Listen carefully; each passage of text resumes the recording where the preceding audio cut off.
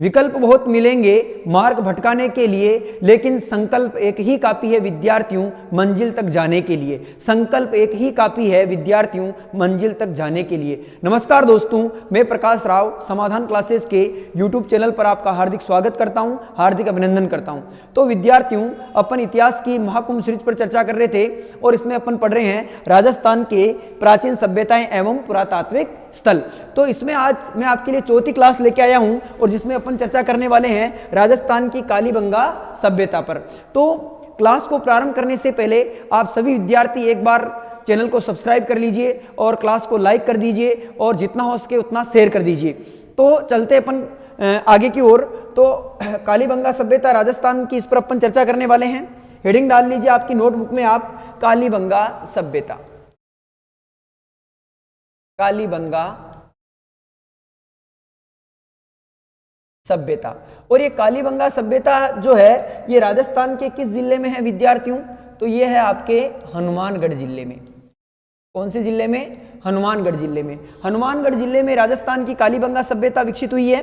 तो पहला ही प्रश्न ऐसा पूछा जाता है कि कालीबंगा सभ्यता किस जिले में स्थित है राजस्थान के? तो वर्तमान हनुमानगढ़ जिले में जो है ये स्थित है। ये सभ्यता किस नदी के किनारे विकसित हुई और किसने इसकी खोज की और कालीबंगा का क्या अर्थ होता है, इस पर भी अपन चलते हैं। तो विद्यार्थियों, एक नदी पड़ती है, शिवालिक पर्वत पड़ता है, शिवालिक पर्वत। और ये जो शिवालिक पर्वत है, शिवालिक पर्वत हिमालय का ही एक भाग है, शिवालिक पर्वत या शिवालिक हिमालय। और इस शिवालिक हिमालय में एक पहाड़ियां पड़ती है जिनका नाम है कालका की पहाड़ियां। कौन सी पहाड़ियां? कालका की पहाड़ी। और ये कालका की पहाड़ी कहां पर पड़ती है? हिमाचल प्रदेश में। कहां पड़ती है? हिमाचल प्रदेश में। इसी कालका की पहाड़ी से एक नदी निकलती है जिसका नाम है गग्गर नदी। जिसका नाम क्या है विद्यार्थियों? गग्गर नदी। कौन सी नदी है? गग्गर नदी। और ये जो गग्गर नदी है ये हिमाचल प्रदेश, हरियाणा और हरियाणा से पंजाब और पंजाब से राजस्थान के टिब्बी तलवाड़ा नामक स्थान से राजस्थान में प्रवेश करती है। और राजस्थान के 2 जिलों में और वर्तमान 3 जिलों में, एक तो हनुमानगढ़, एक श्रीगंगानगर और एक अनूपगढ़ में बहती हुई ये कहां पर चली जाती है? फोर्ट अब्बास पाकिस्तान तक चली जाती है। राजस्थान में बहने वाली आंतरिक प्रवाह की सबसे लंबी नदी है। राजस्थान में बहने वाली आंतरिक प्रवाह की सबसे क्या है? लंबी नदी है। और राजस्थान की आंतरिक प्रवाह की सबसे अंतरराष्ट्रीय जो नदी है वो कौन सी नदी है? वो आपके गग्गर नदी है। इस गग्गर नदी को वैदिक काल में क्या कहते थे? गग्गर नदी। कौन सी नदी है ये? गग्गर नदी। इस गग्गर नदी को वैदिक काल की बात करूं मैं तो वैदिक काल में सरस्वती नाम से क्या किया जाता था? जाना जाता था। सरस्वती नदी या इसे द्वेषद्वती नदी के नाम से भी जाना जाता था। इसके बहुत सारे नाम हैं। इसके बहुत सारे नामों में अगर बात करें अपन तो इसे सोतर, इसे हकरा, इसे नाली, इसे पाट, इसे ताला, इसे नट नदी आदि नामों से क्या किया जाता है? इसे जाना जाता है। और इसी गग्गर नदी के किनारे कौन सी सभ्यता विकसित हुई है? इसी गग्गर नदी के किनारे कौन सी सभ्यता विकसित हुई है? कालीबंगा सभ्यता। कौन सी सभ्यता विकसित हुई है? कालीबंगा सभ्यता। और ये जो कालीबंगा सभ्यता है ये अभी अपन ने बात की थी कि राजस्थान के किस जिले में है? हनुमानगढ़ जिले में है। कहां पर है? हनुमानगढ़ जिले में। और इस सभ्यता की जो खोज है वो किसने की थी? थोड़ा मैं इसे छोटा कर देता हूं जिससे कि आपको सही तरीके से दिख जाए। स्क्रीन पे दिख रहा होगा मेरे हिसाब से सभी विद्यार्थियों को। आगे चलते हैं अपन। तो कालीबंगा सभ्यता राजस्थान के हनुमानगढ़ जिले में है। और ये जो कालीबंगा सभ्यता है इसकी खोज किसने की? तो इस कालीबंगा सभ्यता की खोज की किसने? इसकी खोज की 1951 से 52 में। मैं यहाँ पर 2 सन लिख रहा हूं। मैंने 1951 क्यों लिखा? क्योंकि वर्तमान में आरबीएससी की बुक जो चलती है 12th क्लास में, उस 12th क्लास की बुक में जो कालीबंगा सभ्यता है उसमें कितना सन दे रखा है? 1951। बाकी जो है हिंदी साहित्य ग्रंथ अकादमी की पुस्तकों के अनुसार 1951-52 में इसकी खोज की थी ए घोष ने। इसने की थी ए घोष ने। और ए घोष का पूरा नाम क्या था? ए घोष का पूरे नाम की बात करें तो इनका पूरा नाम था अमलानंद घोष। क्या नाम था? अमलानंद घोष। अमलानंद घोष इनका पूरा नाम था। तो अमलानंद घोष ने 1951-52 में इस सभ्यता की क्या की थी, खोज की थी। जबकि इसका उत्खनन किसने किया था, तो इसके उत्खनन की बात करूं मैं तो 1961 से 1969 में इसका उत्खनन किया था। एक तो बीबी लाल ने, एक तो बीबी लाल और एक बीके थापर। बीबी लाल की बात करूं मैं तो बीबी लाल का पूरा नाम क्या है, बीबी लाल का पूरा नाम है विद्यार्थियों, इधर मैं इसको इधर लिख देता हूं, बीबी लाल का पूरा नाम है ब्रजवासी लाल। क्या नाम है, ब्रजवासी लाल। और बीके थापर का पूरा नाम है बालकृष्ण थापर। ठीक है। और बीबी लाल जो है, इनके बारे में आप एक और बात ध्यान रखनी है आपको, ये जो बीबी लाल है, इन बीबी लाल का 2022 में क्या हो चुका है, निधन हो चुका है, जो कि कालीबंगा सभ्यता के उत्खननकर्ताओं में शामिल थे। क्या कालीबंगा सभ्यता के और भी उत्खननकर्ता थे क्या, तो बिल्कुल थे विद्यार्थियों। कौन थे, उन पर भी अपन चर्चा कर लेते हैं। तो कालीबंगा सभ्यता के और उत्खननकर्ता कौन थे,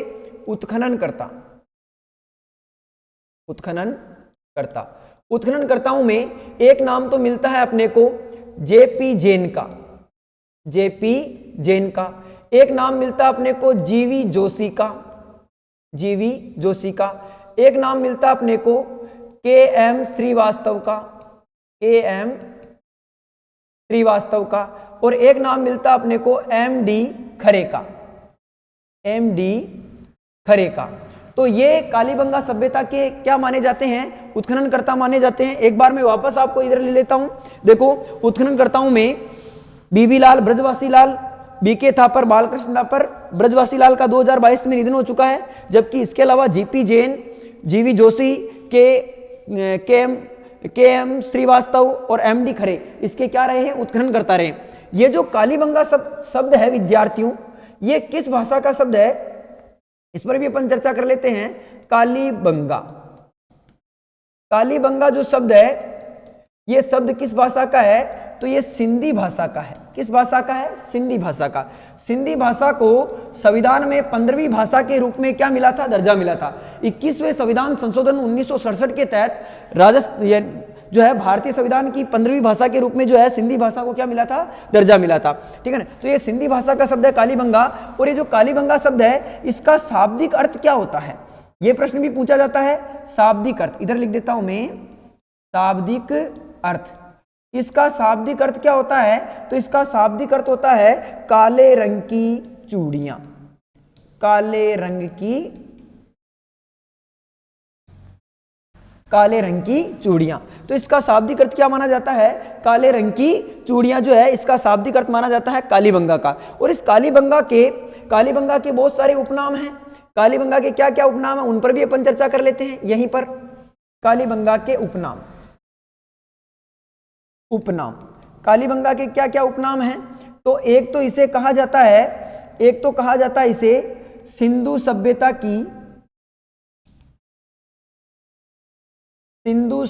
की तीसरी राजधानी। क्या कहा जाता है, सिंधु सभ्यता की तीसरी राजधानी। और ये इसे कालीबंगा सभ्यता को सिंधु सभ्यता यानी हड़प्पा सभ्यता की तीसरी राजधानी किसने बताया था, तो अपने राजस्थान के एक इतिहासकार हुए डॉक्टर दशरथ शर्मा। तो दशरथ शर्मा ने इसे जो है सिंधु सभ्यता की क्या बताया, तीसरी राजधानी बताया है। ठीक है। जबकि एक इतिहासकार हुए हैं, इधर मैं नोट में लिख देता हूं, एक इतिहासकार हुए हैं स्टर्ट पिगट। क्या नाम है, स्टर्ट पिगट। और स्टर्ट पिगट ने क्या बताया, स्टर्ट पिगट ने कहा कि एक तो हड़प्पा और एक मोहनजोदड़ो। इधर लिख देता हूं मैं नीचे, मोहनजोदड़ो जो है सिंधु सभ्यता की दो जुड़वा राजधानियां या संयुक्त राजधानियां हैं। ठीक है। तो इसीलिए या दो राजधानियां बताया स्टर्ट पिगट ने। सिंधु सभ्यता की प्रथम राजधानी हड़प्पा, दूसरी मोहनजोदड़ो, और डॉक्टर दशरथ शर्मा ने तीसरी राजधानी किसे बता दिया, तो आपके कालीबंगा सभ्यता को। तो एक नाम तो इसका ये हो गया। एक नाम इसका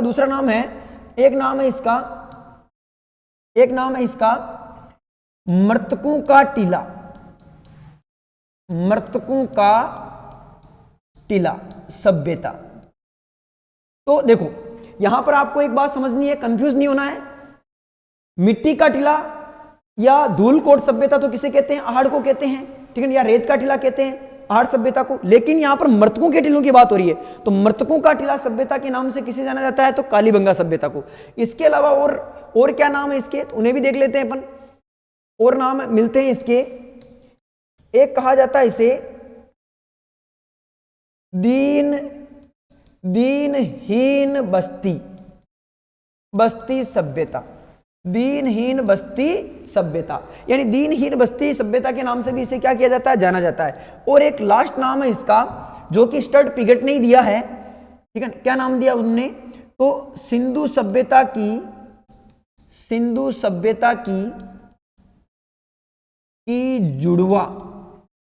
जुड़वा बहिन या राजधानी।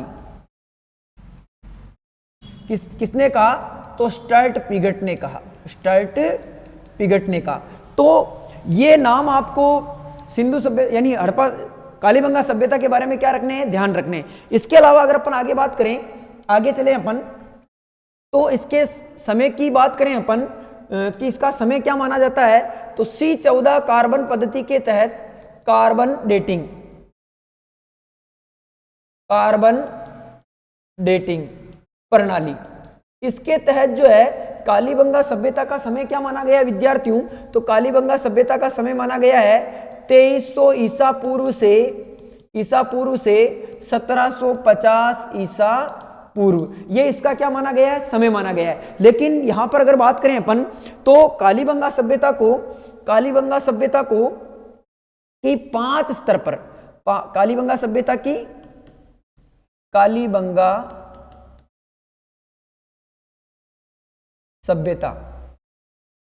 का 5 स्तर पर, कितने स्तर पर, 5 स्तर पर उत्खनन हुआ। कितने स्तर पर उत्खनन हुआ, 5 स्तर पर इसका क्या माना जाता है, उत्खनन माना जाता है।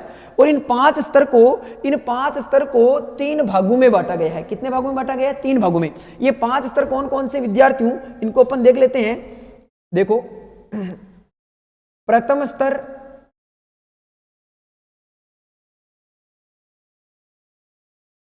द्वितीय स्तर, तृतीय स्तर, चतुर्थ स्तर, और लास्ट है पंचम स्तर।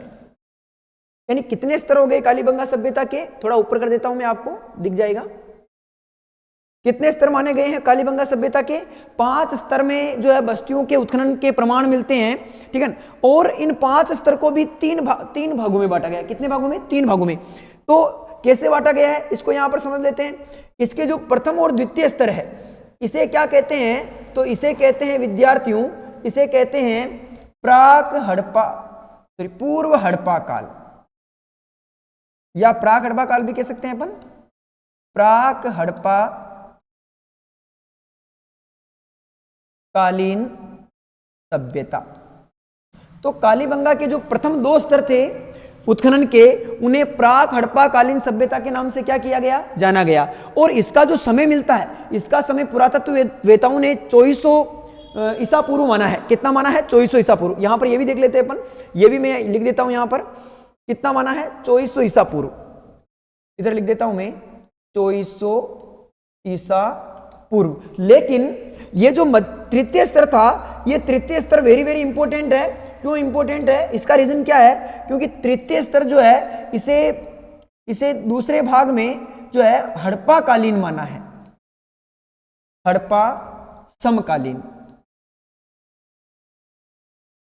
हड़प्पा समकालीन। और हड़प्पा समकालीन का जो समय है वो कौन सा माना जाता है, अभी बात की अपन ने, तो 2300 से लेकर 1750 ईसा पूर्व, ठीक है। और सर्वाधिक जो उत्खनन में जितनी भी सामग्रियां मिली है, सर्वाधिक जो उत्खनन हुआ है वो हड़प्पा यानी कालीबंगा सभ्यता का किस काल में हुआ है, हड़प्पा समकालीन सभ्यता के काल में हुआ है। और इसका जो लास्ट स्तर है उसे क्या माना गया है, तो वो माना गया है तीसरा स्तर, इसे कहते हैं पश्य हड़प्पा कालीन, पश्य हड़प्पा कालीन। पश्य हड़प्पा कालीन का मतलब है हड़प्पा के बाद, हड़प्पा के बाद। और हड़प्पाकालीन का मतलब यानी हड़प्पा के समकालीन, यानी हड़प्पा के साथ, हड़प्पा सभ्यता के या सिंधु सभ्यता के हड़प्पा के साथ। और पूर्व हड़प्पाकालीन का मतलब ये हो गया यहां पर हड़प्पा से पूर्व की, पूर्व हड़प्पा यानी हड़प्पा के पूर्व की, यानी हड़प्पा कालीन से यानी सिंधु सभ्यता से पूर्व की भी माना गया है, हड़प्पा के समकालीन भी माना गया है, और हड़प्पा के पश्च हड़प्पा यानी हड़प्पा के बाद की भी माना गया है। तो इन 5 स्तर को इस प्रकार से क्या किया गया है, डिवाइडेशन किया गया है। आगे चले अपन, आगे चले और बात करें यहाँ की नगर नियोजन व्यवस्था की। तो कालीबंगा सभ्यता का जो विद्यार्थियों नगर नियोजन व्यवस्था थी, कालीबंगा सभ्यता का नगर नियोजन, कालीबंगा सभ्यता का जो नगर नियोजन था वो बड़ा ही सुव्यवस्थित था। कैसा था? सुव्यवस्थित नगर नियोजन, सुव्यवस्थित नगर नियोजन था। और कैसे था? तो यहाँ की जो सड़कें हैं, सुव्यवस्थित नगर नियोजन था, और यहाँ की जो सड़कें हैं वो सड़कें कैसी थी? सड़कें समकोण पर काटती थी। कैसे काटती थी? समकोण पर काटती थी। समकोण पर कैसे काटती थी? समकोण पर कैसे काटती थी? तो मैं एक डायग्राम बनाता हूं यहां पर, उसे समझने का प्रयास करें आप।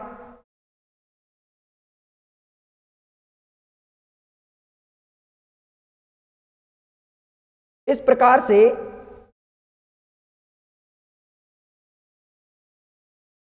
से जो है एक तरह से ये प्लॉटिंग की गई है। ये जो आपको मैंने लाइनें बनाई है समकोण पर, ये इसकी मार्ग है। ये क्या है? मार्ग है। और ये जो मार्ग है, इन्हीं मार्गों के बीच में, जैसे ये पूरा मार्ग है और ये मुख्य सड़क है, और इस मुख्य सड़क पर जो है इस प्रकार से मकान बनाए जाते थे। किस प्रकार से? इस प्रकार से।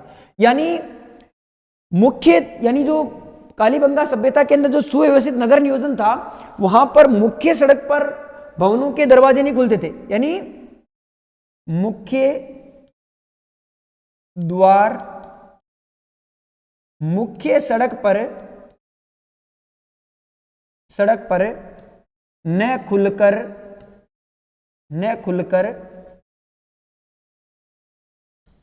गलियों में खुलते थे। यानी किसमें खुलते थे? गलियों में। यानी इसका तात्पर्य क्या लगाया जाता है? इसका तात्पर्य लगाया जाता है कि यहां के जो लोग थे, विद्यार्थियों, कालीबंगा सभ्यता के जो लोग थे, इसका मतलब बड़े शांति प्रिय थे। वो हा उल्ला नहीं चाहते थे। इसीलिए वो जो अपने मकान है, यानी इसमें मुख्य द्वार जो है मकानों के, वो किसमें खोलते थे? गलियों में खोलते थे। यानी शांति प्रिय लोग थे। यहाँ के लोग कैसे थे? शांति प्रिय लोग थे। शांति प्रिय लोग थे। और ये जो इस प्रकार का जो पैटर्न है, इस प्रकार के पैटर्न को, इस प्रकार की सुव्यवस्थित नगर नियोजन व्यवस्था को क्या नाम दिया गया था पुरातत्ववेताओं के द्वारा? तो इसे नाम दिया गया था विद्यार्थियों, इसे नाम दिया गया था ग्रिड पैटर्न या ग्रिड पद्धति। पैटर्न का मतलब ही पद्धति। इसे नाम दिया गया था ऑक्सफोर्ड पद्धति। इसे नाम दिया गया चेस बोर्ड पद्धति। और इसे नाम दिया गया था सर्कस पद्धति। और इसे ही नाम दिया गया था, यहीं पर मैं लिख देता हूं, जाल पद्धति। तो ये प्रश्न कितनी बार पूछा हुआ है? आपके भी आ सकता है कि जो कालीबंगा सभ्यता में जो सुनियोजित नगर नियोजन व्यवस्था थी, या सड़कें जो समकोण पर काटती थी, उसे क्या कहा जाता था? तो ग्रिड पद्धति कहा जाता था, ऑक्सफोर्ड पद्धति कहा जाता था, चेस बोर्ड पद्धति कहा जाता, सर्कस पद्धति या जाल पद्धति के नाम से क्या किया जाता था? जाना जाता था। इसके बाद में अपन एक और यहाँ पर जो नगर व्यवस्था थी वो कैसी थी, इसको भी और अच्छे से समझ लेते हैं। तो यहाँ पर ऐसा पता चलता अपने को कि कालीबंगा सभ्यता में जो नगर नियोजन था, वो नगर नियोजन कैसा था? नगर नियोजन ऐसा बताया जाता है कि यहां के जो लोग हैं वो समचतुर्भुजाकार, कैसे? समचतुर्भुजाकार समचतुर्भुजाकार। समचतुर्भुजाकार क्या करते थे, एक रक्षा प्राचीर बना रखी थी। क्या बना रखी थी, रक्षा प्राचीर। इस प्रकार से इन्होंने क्या बना रखा था, एक रक्षा प्राचीर बना रखी थी। और इस रक्षा प्राचीर में अपन यूं कह सकते हैं कि ये इसे परखोटा भी कह सकते हैं। अपन क्या कह सकते हैं, पूरे नगर के क्या बना रखे थे, परखोटा बना रखा था इस प्रकार से। और इस प्रखोटे के अंदर दो प्रकार की बस्तियां थी। इसको भी कितने भागों में बांटा था इन्होंने, दो भागों में। एक भाग तो बांटा था इन्होंने, एक भाग का नाम तो दिया था इन्होंने पश्चिमी भाग, पश्चिमी भाग, और एक भाग दिया था इन्होंने, दूसरे भाग का नाम दिया था इन्होंने पूर्वी भाग। कौन सा भाग, पूर्वी भाग। अगर अपन इस पश्चिमी भाग की बात करें तो इस पश्चिमी भाग को निचला नगर कहा जाता था, और पूर्वी भाग को ऊपरी नगर कहा जाता था, ऊपरी नगर। और ऊपरी नगर में जो मकान वगैरह होते थे, भवन वगैरह होते थे, वो उनमें दुर्गीकृत होते थे। कैसे होते थे, दुर्गीकृत का मतलब उनमें बड़े बड़े भवन बनाए जाते थे, बड़े बड़े मकान होते थे। और राजशाही परिवारों के लिए जो है ये व्यवस्थाएं थी इस भाग में। जबकि पश्चिमी भाग को निचला नगर कहा जाता था, और ये अदुर्गीकृत था, इसमें दुर्ग वगैरह नहीं थे, ये सामान्य जन के लिए जो है था। ठीक है ना, तो ये भाग तो किसके लिए था, सामान्य जन के लिए, सामान्य जन के लिए। जबकि ये राजशाही परिवारों के लिए था। ठीक है ना, यानी वरिष्ठ नागरिकों के लिए या उच्च जन के लिए जो था ये भाग था। ठीक है ना, तो इस प्रकार की व्यवस्था के भी यहाँ पर प्रमाण मिलते हैं। और इसमें ऐसा भी बताया गया है कि ये जो चतुर्भुजाकार जो प्रखोटा बनाया गया था, इसकी उत्तर से दक्षिण की अगर अपन लंबाई की बात करें तो 250 मीटर जो है इसकी लंबाई थी। जबकि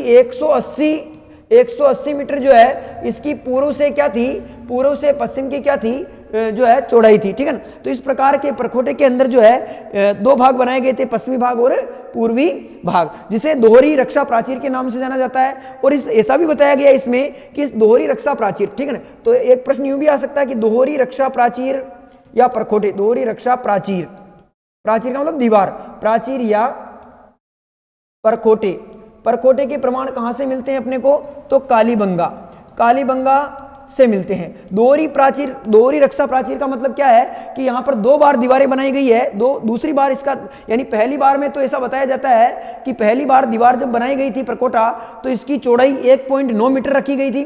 लेकिन दूसरी बार में इसे 3 से लेकर 4 फीट जो है इसकी क्या बढ़ा दी गई थी, चौड़ाई बढ़ा दी गई थी। पहली बार में 1.9 फीट और दूसरी बार में 3 से 4 फीट इसको चौड़ा करने के क्या मिलते हैं, प्रमाण मिलते हैं। तो इस प्रकार से जो है नगर नियोजन की क्या की थी, इनकी व्यवस्था थी। इसके अलावा यहाँ पर और क्या था, यहाँ पर जो नगर नियोजन में जो गंदे पानी की निकासी हेतु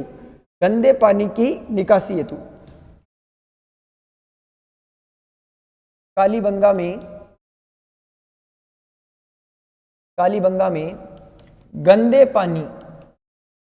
गंदे पानी की निकासी हेतु प्रारंभ में लकड़ी की नालियां व बाद में पक्की ईंटों, बाद में कच्ची व पक्की ईंटों की नालियों के क्या मिले, प्रमाण मिले।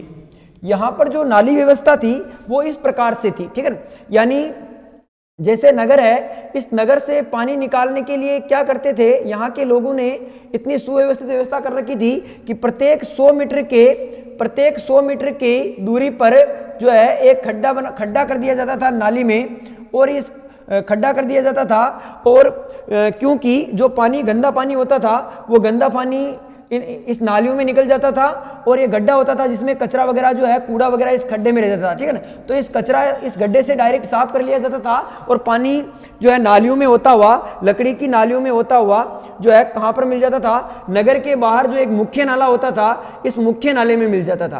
किसमें मिल जाता था? मुख्य नाले में, मुख्य नाले में मिल जाता था। लेकिन इस प्रकार की सुनियोजित व्यवस्था होते हुए भी जो है एक कमी यहाँ पर यह थी कि जो मुख्य नाले में जो पानी होकर जाता था वो अंततः जाकर किसी कुएं या इसमें मिल जाता था, जिससे पानी के दूषित होने के भी क्या मिलते हैं? प्रमाण मिलते हैं।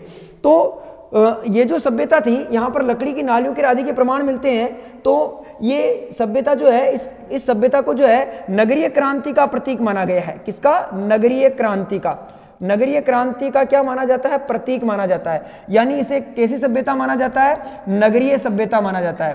कैसी सभ्यता माना जाता है? नगरीय। तो प्रश्न आ जाए कि आपकी कालीबंगा सभ्यता कैसी सभ्यता थी? नगरीय सभ्यता थी। और नगरीय सभ्यता थी और यहाँ पर जो परिवार थे, परिवार कैसे थे? तो यहाँ के परिवार की बात करूं मैं, तो यहाँ के परिवार जो थे, एक चीज यहाँ पर और समझने में पहले आप, नगरीय सभ्यता थी, इसीलिए इसे यहाँ पर नगर निगम के, इधर लिख देता हूं मैं, नगर निगम के, किसके? नगर निगम के क्या मिले? प्रमाण मिले। तो राजस्थान की किस सभ्यता से नगर निगम के प्रमाण मिले? तो कालीबंगा सभ्यता से किसके प्रमाण मिले? नगर निगम के। इसके बाद में अपन बात करें कि ये नगरीय सभ्यता थी, ये नगरीय सभ्यता थी और परिवार कैसे थे? यहाँ पर जो परिवार थे वो मातृसत्तात्मक थे। कैसे थे? मातृसत्तात्मक। मातृसत्तात्मक का मतलब क्या है यहाँ पर? कि परिवार की मुखिया कौन थी? परिवार की मुखिया माता। परिवार की मुखिया कौन? माता। परिवार की मुखिया माता को माना जाता था और माता यहाँ पर परिवार की क्या होती थी? मुखिया होती थी, ठीक है। यहाँ पर परिवार की मुखिया माता थी। और परिवार प्रणाली कैसी थी? परिवार प्रणाली, तो परिवार प्रणाली कैसी थी? एकल परिवार प्रणाली। एकल परिवार प्रणाली, एकल परिवार प्रणाली। तो नगरीय क्रांति का प्रतीक थी। परिवार मातृसत्तात्मक थे, परिवार की मुखिया जो माता होती थी। और परिवार प्रणाली कैसी थी? एकल परिवार प्रणाली थी। तो यहां पर अपन एक ट्रिक के माध्यम से भी समझ सकते हैं, और मैं ऑफलाइन बैचों में हर विद्यार्थियों को ये ट्रिक समझाता हूं। कैसे? जैसे अपन ने एक आहड़ सभ्यता पढ़ी, मैं आपको यहाँ पर एक छोटा सा नोट लगाकर समझा देता हूं। यहाँ पर एक नोट लगा के समझा देता हूं। देखो, दो सभ्यताएं हैं समझने के लिए अपने पास। एक सभ्यता तो है, अपन किस पर बात कर रहे हैं? कालीबंगा पर, कालीबंगा पर। और एक सभ्यता है आपके आहड़ सभ्यता। आहड़ सभ्यता जो थी वो कैसी थी? ग्रामीण थी। परिवार कैसे थे? परिवार पितृसत्तात्मक थे। पितृसत्तात्मक यानी परिवार का मुखिया कौन? पिता, ठीक है। और परिवार कैसे थे? परिवार संयुक्त। परिवार कैसे थे? संयुक्त। लेकिन कालीबंगा सभ्यता कैसी है? नगरीय। परिवार कैसे हैं? मातृसत्तात्मक। और मातृसत्तात्मक का मतलब माता क्या है? परिवार की मुखिया। और परिवार प्रणाली कैसी है? तो परिवार प्रणाली है एकल। एकल। तो मैं यहां पर कंपैरिजन करके आपको दिमाग में याद रखने की ट्रिक बता रहा हूं कि देखो, आहड़ सभ्यता, आहड़ सभ्यता कैसी है? आहड़ सभ्यता है आपके ग्रामीण सभ्यता। और गांव में हमेशा किसकी चलती है? आप अदरवाइज मत लेना, ये आपको समझाने की ट्रिक बता रहा हूं मैं, ठीक है, कि गांव में किसकी चलती है? पिता की चलती है। यानी परिवार का मुखिया कौन? पिता। बड़ी बड़ी मूछी वाले दादाजी तख्ते पर बैठे हुए हुक्म चलाते रहते हैं और अपन उनके आदेशों की क्या करता है? पालना करते हैं। तो ग्रामीण सभ्यता यानी परिवार का मुखिया कौन? पिता, पितृसत्तात्मक सभ्यता। और जब परिवार में पिता की चलती है तो परिवार कैसे रहते हैं? संयुक्त रहते हैं। कैसे रहते हैं? संयुक्त रहते हैं। लेकिन कालीबंगा सभ्यता कैसी है? कालीबंगा सभ्यता किसकी है? कैसी सभ्यता है? नगरीय सभ्यता है। कैसी सभ्यता है? नगरीय सभ्यता है। मातृसत्तात्मक यानी नगरीय सभ्यता है। और जब नगर में चले जाते हैं, नगर में किसकी चलती है? यानी जब लड़की पढ़ लिख लेती है तो वो कहाँ चली जाती है?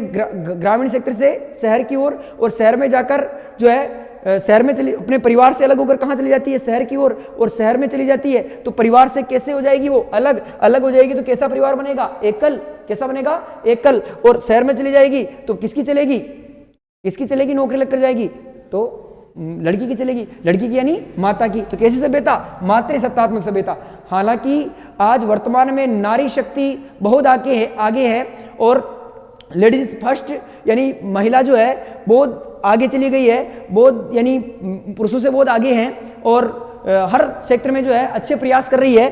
पर मैंने केवल आपको समझाने के लिए ट्रिक बताई है, इसे अदरवाइज न लें। तो आगे चलते हैं अपन। जो ये जो सभ्यता है कालीबंगा सभ्यता, इस कालीबंगा सभ्यता से और क्या मिला प्यारे विद्यार्थियों, तो यहां से एक तो कृषि और एक पशुपालन यानी मिश्रित कृषि के क्या मिले, प्रमाण मिले, मिश्रित कृषि के क्या मिले, प्रमाण मिले। इसके अलावा यहां से सरसों, चना, गेहूं, जौ आदि को संयुक्त रूप से बोने के भी क्या मिलते हैं, संयुक्त रूप से बोने के क्या मिलते हैं, प्रमाण मिले। यहां से जुते हुए खेत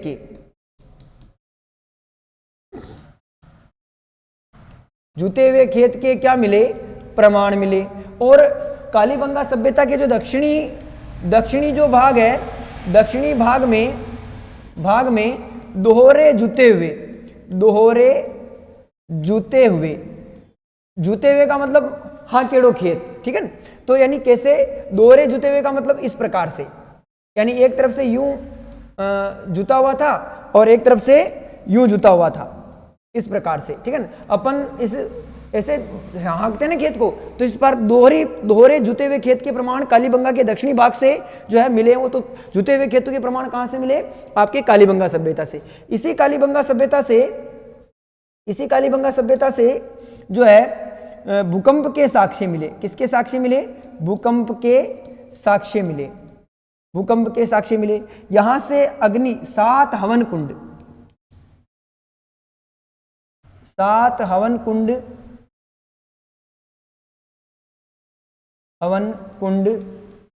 या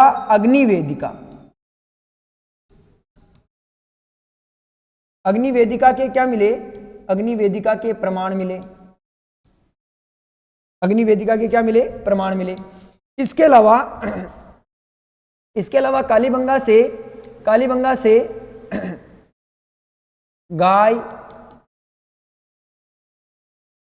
बकरी, कुत्ता, बेल और ऊंट के क्या मिलते हैं, प्रमाण मिलते हैं। लेकिन यहां पर आप नोट लगाकर ये ध्यान रखें, ब्रैकेट में लिख दें यहां पर घोड़े के प्रमाण नहीं मिले, घोड़े के प्रमाण यहां से नहीं मिले, लेकिन बाकी के प्रमाण मिले। यहां से एक बेल की गाड़ी, जैसे आपने देखा होगा गांव में आजकल भी जो है गाड़ियां चल रही है, जिसमें यानी एक बेल जुत कर जो है गाड़ी को चलाया जाता है, जिसे अपनी गांव की भाषा में, स्थानीय भाषा में इक्का गाड़ी कहते हैं। क्या कहते हैं, इक्का गाड़ी, इक्का बैलगाड़ी के नाम से क्या किया जाता है, जाना जाता है। तो इस प्रकार की एक बैल की जो गाड़ी है, इक्का गाड़ी, उसके यहां से क्या मिलते हैं, प्रमाण मिलते हैं, ठीक है ना। तो इक्का गाड़ी के प्रमाण कहां से मिले अपने को, कालीबंगा सभ्यता से। इसके अलावा यहां से मंदिर के प्रमाण नहीं मिलते हैं। एक तो पशु बलि के भी लिख लो आप, पशु बलि के क्या मिले, यहां से प्रमाण मिले, ठीक है ना, पशु बलि के प्रमाण मिले। एक यहां से सिलबटा के मैंने आपको उसमें भी बताया था, आहड़ सभ्यता में भी सिलबटा के प्रमाण मिले। सिलबटा का मतलब हलाड़ी, मिर्चा बांटवा की, ठीक है ना। तो सिलबटा के प्रमाण मिले। और यहां से भी जो है, यहां से भी मिर्च बांटने का पत्थर मिला, यानी सिलबटा के क्या मिले, यहां से प्रमाण मिले। यहां से शल्य चिकित्सा इसकी क्या मिलती है, जानकारी मिलती है। ये शल्य चिकित्सा क्या है, तो मैं यहाँ पर आपको समझा देता हूँ। मैं शल्य चिकित्सा क्या है, तो कालीबंगा सभ्यता से क्या है कि एक मानव खोपड़ी मिली। क्या मिली, यहाँ पर समझा देता हूँ मैं, एक मानव खोपड़ी मिली, मानव खोपड़ी, मानव खोपड़ी। और इस मानव खोपड़ी के अंदर कुल 6 छिद्र थे। कितने छिद्र थे, 6, 1 2 3 4 और 5 और ये 6 छिद्र थे। और इन 6 छिद्र का जो है किस रोग से जो है अनुमान लगाया जाता है, तो एक रोग है हाइड्रोस्पिलल रोग,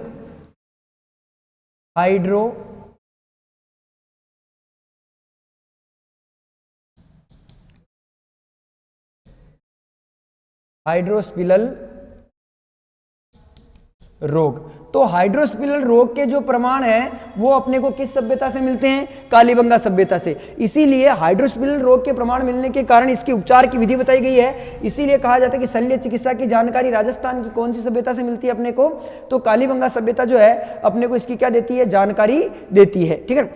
इसके अलावा एक और बात यहां पर आपको ध्यान रखनी है कि यहां पर जो कालीबंगा सभ्यता में जो भवन है, उन भवनों के निर्माण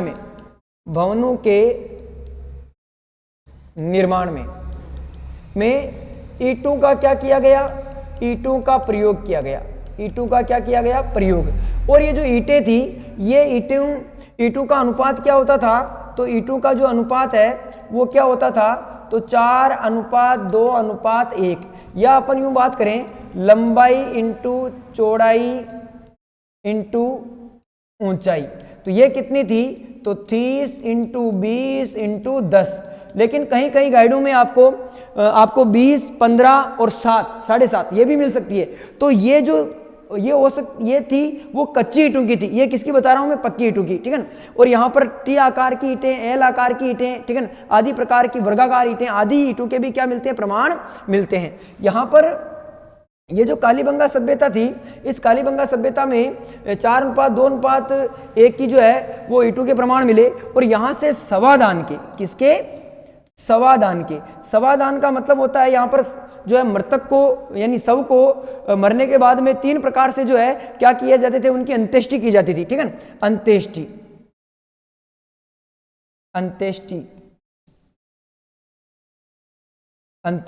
कितने प्रकार से की जाती थी, 3 प्रकार से। कितने प्रकार से, 3 प्रकार के समाधान होते थे। एक तो होता था कलश समाधान,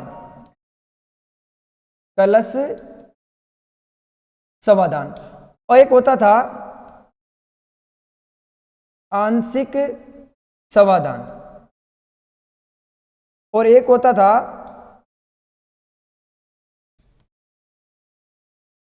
पूर्ण समाधान। और पूर्ण समाधान का मतलब क्या था, पूर्ण, देखो अपन तीनों को समझ लेते। कलश समाधान का मतलब तो क्या, पूर्ण समाधान का मतलब तो क्या होता था कि पूर्ण समाधान में तो मृतक को यानी कब्र में गाड़ दिया जाता था, और कब्र में यानी कब्रिस्तान में कब्र में दफना दिया जाता था, जिसका सिर उत्तर में और पैर दक्षिण में रहते थे। और इसके साथ जितने भी इसके सामान होते थे, जैसे जो उपयोग करता था, जैसे थाली, कटोरी, चम्मच, जो भी इसके जो है उपयोग किए जाने वाले सामान थे, उनको इसके साथ ही जो है कब्र में क्या कर दिया जाता, दफना दिया जाता था।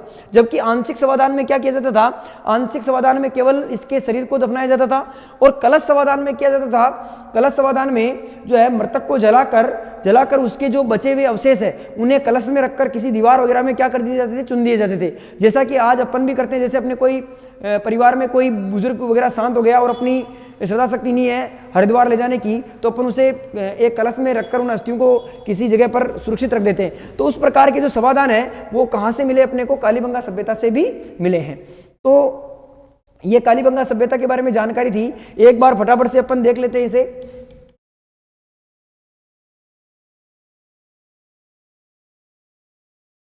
तो कालीबंगा सभ्यता हनुमानगढ़ जिले में है, शिवालिक गग्गर नदी के किनारे हैं। ठीक है ना। कालीबंगा सभ्यता की खोज 1951-52 में एक गोष्ठ गोष्ठ ने की, जबकि 1961-69 में बीबी लाल और बीके थापर ने इसका क्या किया था, उत्खनन किया था। 2022 में बीबी लाल का क्या हो गया है, निधन हो गया है।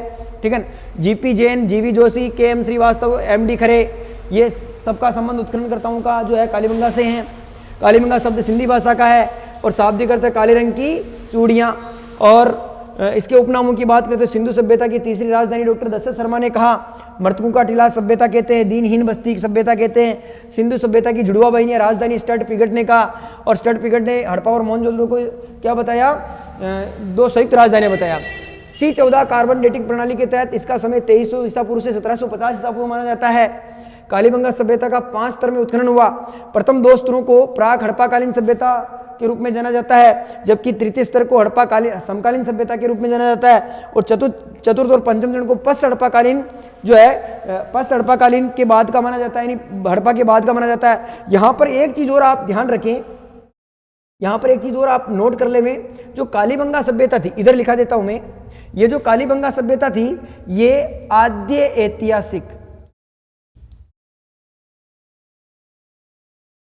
ऐतिहासिक काश्य युगीन सभ्यता थी। ठीक है, कैसी थी? आद्य ऐतिहासिक काश्य युगीन सभ्यता थी। मैंने इतिहास को, जब इतिहास शुरू किया था तब मैंने 3 भागों में बांटा था इसको, प्राग ऐतिहासिक काल, आद्य ऐतिहासिक काल और ऐतिहासिक काल। तो आद्य ऐतिहासिक काल का मतलब क्या होता है? जिसके लिखित साक्ष्य हो लेकिन जिसे पढ़ा नहीं जा सकता, वो अपठनीय हो, जिसकी भाषा नहीं पढ़ी जाती है, उसे आद्य ऐतिहासिक कहते हैं। तो ऐसा काल जिसमें लिखित साक्ष्य थे पर उनको पढ़ा नहीं जा सकता था, ऐसे काश्य धातु का, यानी काश्य धातु युगीन जो सभ्यता जो है वो कालीबंगा सभ्यता को कहा जाता है। ठीक है, आगे चलते हैं अपन। इसके बाद में कालीबंगा सभ्यता का नगर नियोजन सुव्यवस्थित नगर नियोजन था। सड़कें समकोण पर काटती थी, जिसे ग्रिड पद्धति, ऑक्सफोर्ड पद्धति, चेसबोर्ड पद्धति या सर्कस पद्धति या जाल पद्धति के नाम जाना जाता था। मुख्य द्वार मुख्य सड़क पर न खुलकर गलियों में खुलते थे। इसका मतलब यहाँ के लोग कैसे थे? शांति प्रिय थे। ठीक है, इसके बाद में नगर नियोजन सम चतुर्भुजाकार था और दोहरी प्राचीर से बने हुए थे, जिसकी चौड़ाई 180 और लंबाई 250 मीटर थी। ठीक है, ऊपरी नगर को दुर्गीकृत था और निचला नगर सामान्य जन के लिए था और ऊपरी नगर राजशाही के लिए था। दोहरी रक्षा प्राचीर प्रकोटे के यानी दोहरी रक्षा प्राचीर या प्रकोटे के प्रमाण कालीबंगा से मिलते हैं। आगे बात की अपन ने कालीबंगा से गंदे पानी की निकासी हेतु लकड़ी की नालियां और बाद में पक्की कच्ची ईंटों की नालियों के प्रमाण मिलते हैं, और यहाँ से इस प्रकार की जो है नाली व्यवस्था थी। ठीक है ना, नगरीय क्रांति का प्रतीक नगरीय सभ्यता का नगर निगम के प्रमाण मिले। परिवार मातृसत्तात्मक में परिवार की मुखिया कौन? माता। परिवार प्रणाली एकल परिवार प्रणाली। फिर अपन ने मैंने यहाँ को कंपेरिजन करके बताया कि आर्य सभ्यता ग्रामीण, परिवार पितृसत्तात्मक, परिवार संयुक्त थे, और कालीबंगा सभ्यता नगरीय, मातृसत्तात्मक, माता और परिवार एकल थे। एकल परिवार का मतलब क्या होता है? एकल परिवार का मतलब होता है मुंह, मारी लुगई, मारा अविवाहित छोरा छोरी, वाना की क्या है? एकल परिवार। और संयुक्त परिवार दादा दादी, मुंह, मारी लुगई और मारा विवाहित छोरा छोरी, वाना की क्या है बेटा? संयुक्त परिवार। ठीक है, तो आपको समझ में आ गया होगा। आगे चलते हैं। कृषि पशुपालन मिश्रित प्रमाण मिलते हैं यहाँ पर दोनों के। सरसों चना गेहूं जो संयुक्त रूप से बोने के प्रमाण मिलते हैं। जूते हुए खेत के प्रमाण दक्षिणी भाग, दोहरे जूते हुए खेत के प्रमाण, भूकंप के साक्ष्य और 7 हवन कुंड या अग्नि वेदिकाओं के क्या मिलते हैं? प्रमाण मिलते हैं। आगे गाय बकरी कुत्ता बैल ऊंट घोड़े के प्रमाण नहीं मिलते हैं, इनके मिलते हैं पर घोड़े के प्रमाण नहीं मिलते हैं। कुत्ता जो है यहाँ का पालतू पशु था कालीबंगा का। एक बैल गाड़ी के यानी इक्का गाड़ी के क्या मिलते हैं? प्रमाण। एक बैल वाली गाड़ी ने बाहर रखी है इक्का गाड़ी, तो इक्का बैलगाड़ी के प्रमाण मिलते हैं। पशु बलि के भी क्या मिलते हैं? प्रमाण मिलते हैं। सिलबटा यानी मिर्च बांटने का पत्थर यानी सलाड़ी के प्रमाण मिलते हैं। शल्य चिकित्सा की जानकारी मिलती है, यानी मानव खोपड़ी में छिद्र से हाइड्रोस्पिल रोग से इसकी तुलना की गई है, इसीलिए इसे ऐसे कहते हैं। भवनों के निर्माण में ईंटों का प्रयोग अनुपात 4:2:1, लंबाई इंटू चौड़ाई 30:20:10 और समाधान अंत्येष्टि के 3 प्रकार मिलते हैं, जिसमें कलश समाधान, आंशिक समाधान, पूर्ण समाधान। ठीक है, तो इस प्रकार से ये कौन सी सभ्यता थी विद्यार्थियों? कालीबंगा सभ्यता थी। तो राजस्थान की 4 बड़ी महत्वपूर्ण काली सभ्यता यानी सभ्यताओं पर अपन चर्चा कर चुके हैं और बड़ी महत्वपूर्ण सभ्यताएं है। अक्सर यहाँ से क्वेश्चन आते रहते हैं, तो आप इनका बार बार क्लास को रिवाइज करके जो है अच्छे से इनको कंप्लीट कर सकते हैं।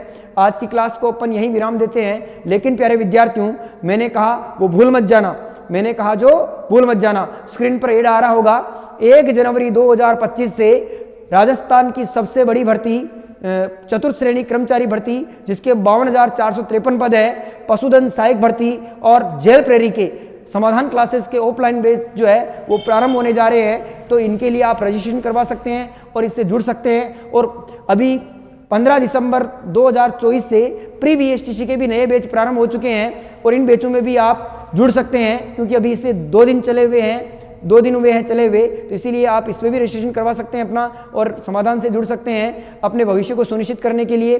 तो आज के लिए बस अपनी क्लास को यहीं विराम देते हैं। एक बार जाते जाते आप क्लास को लाइक कर दीजिए, चैनल को सब्सक्राइब कर दीजिए और क्लास को शेयर कर दीजिए। जय हिंद, जय भारत।